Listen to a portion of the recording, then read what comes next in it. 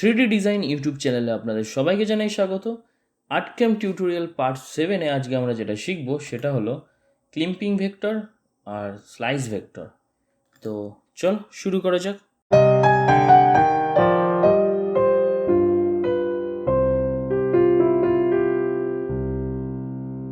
তো সবার ফার্স্টে আমরা যেটা শিখবো সেটা হচ্ছে ক্লিম্পিং ভেক্টর ক্লিম্পিং।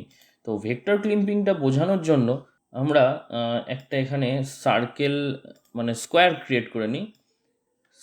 তো স্কোয়ার ক্রিয়েট করা হয়ে গেছে, আর কিছু সার্কেল ক্রিয়েট করে নিই। তো যতক্ষণ ক্রিয়েট হচ্ছে ততক্ষণ তোমরা যারা এই চ্যানেলে নতুন তারা অবশ্যই সাবস্ক্রাইব করো, লাইক করো যদি ভিডিওটা ভালো লাগে, আর কমেন্টস করো, আর বেল আইকনটা অবশ্যই প্রেস করে দিও।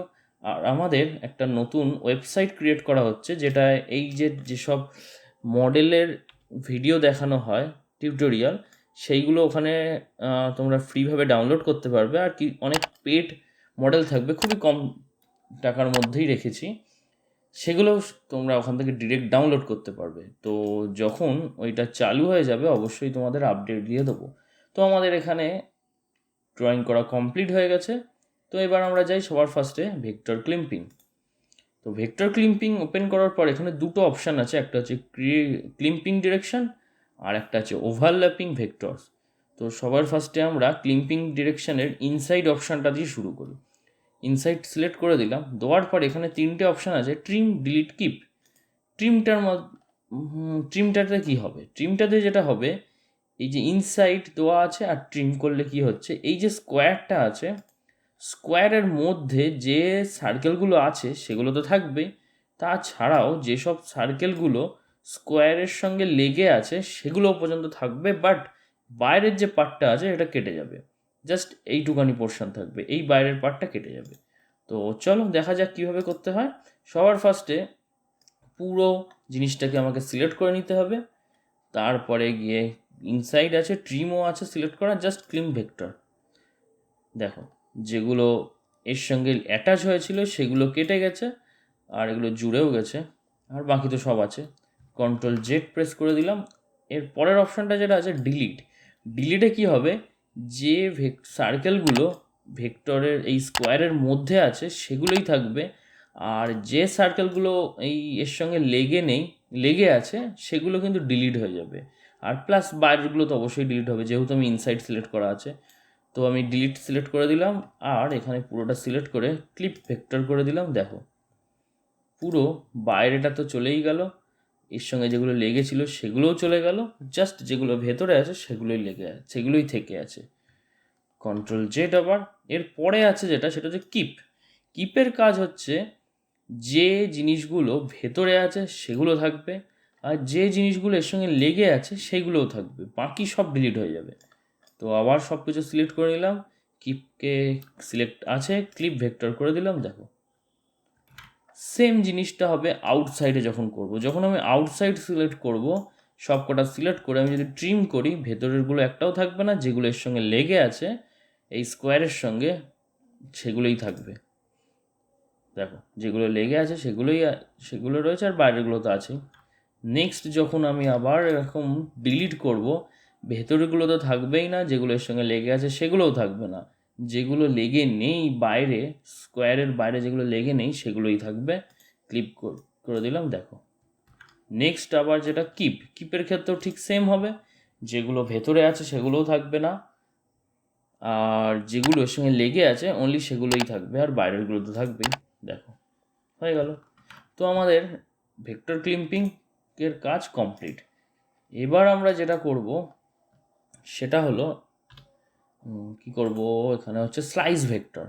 তো স্লাইস ভেক্টরটা করার জন্য আমি একটা জাস্ট ছোট্ট একটা লাইন টানলাম, আর একটা এরম লাইন টানলাম।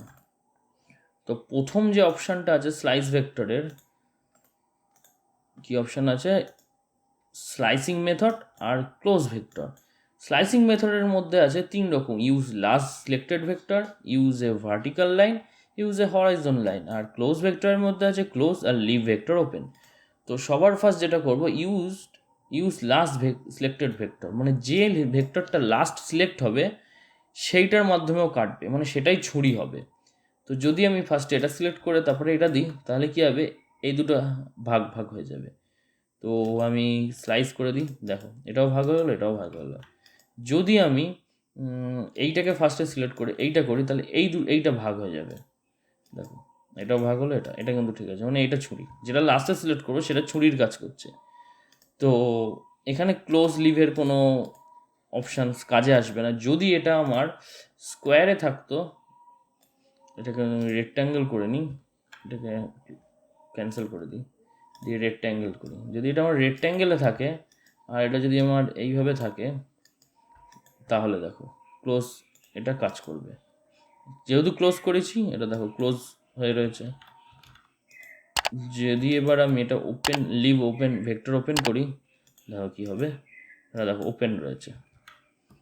মানে যদি আমি সিঙ্গেল লাইনে কাজ করি তাহলে ক্লোজ আর ওপেনের কোনো কাজ আসবে না, যদি আমি ক্লোজের ওপর কাজ করি তখন গিয়ে এটা কাজে আসবে। তো আমাদের প্রথম অপশানটা বোঝানো কমপ্লিট হয়ে গেছে। তো আমরা এবার যাব নেক্সট দুটো option, actually use vertical line আর ইউজ হরাইজন্টাল লাইন। তো ইউজ ভার্টিক্যাল লাইনটাই করি। ইউজ ভার্টিক্যাল লাইনটা কিন্তু এই সিঙ্গেল লাইনে কাজ করবে না, দেখে নেই তো একবার কাজ করে কি না। না, কাজ করছে না। তো এটার কাজ যেটা হলো ইউজ ভার্টিক্যাল লাইন, তো আমার এখান থেকে একটা রুলার্স আনতে হবে। আমি যেখান থেকে কাটতে চাই, ধরলাম আমি এইখান থেকে কাটবো, তো রুলার্সটা এখানে এসে গেল। তো জাস্ট আমি এটাকে সিলেক্ট করবো, করে জাস্ট স্লাইস করে দেবো, দেখ এখান দিয়ে কেটে গেছে। আর এখান থেকে আমি ওপেন না ক্লোজ চাই সেটা সিলেক্ট করে দিলেই হয়ে যাবে, কন্ট্রোল জেড করে দিলাম। সেম আমি যদি এটাকে এইভাবে কাটতে চাই তাহলে সেম জাস্ট এটাকে সিলেক্ট করে ইউজ হরাইজন্টাল লাইন করে দিলাম, জাস্ট স্লাইস করে দিলাম। যেহেতু এটা আমি ক্লোজ রেখেছি তাই এটা ক্লোজই আছে। জাস্ট এইটুকানি এখানে কাজ আছে। তো খুব ভালো করে প্র্যাকটিস করো, যত প্র্যাকটিস করবে তত মডেল তৈরি করতে খুবই সুবিধা হবে। তো আজকের ক্লাসটা এই পর্যন্তই, আবার দেখা হচ্ছে পরবর্তী ক্লাসে। ততক্ষণের জন্য গুড বাই।